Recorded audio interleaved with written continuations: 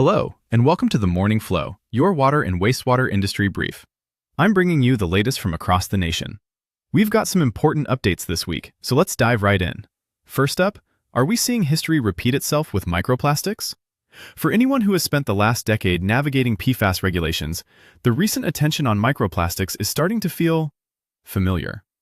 Like PFAS, microplastics are ubiquitous, found in countless consumer and industrial products.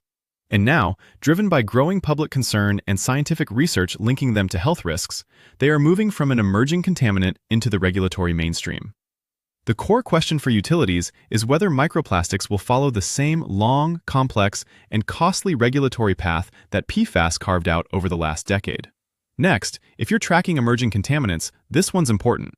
The EPA is sending a clear, early signal. The agency has included microplastics on its draft 6th Contaminant Candidate List, or CCL6.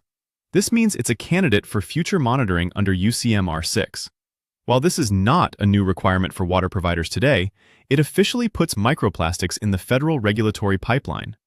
History with UCMR 3 and 5 showed us that widespread monitoring often sets the stage for public awareness and, eventually, mandatory standards. The potential UCMR 6 monitoring period would be between 2027 and 2031. And rounding things out, it's not just a federal conversation. Several states are already moving ahead. California, for example, has developed a statewide strategy, certified labs for testing, and will now require microplastics levels to be included in consumer confidence reports. In New Jersey, a 2024 bill is funding university studies on removal technologies, costs, and environmental impact, with a report due in 2027.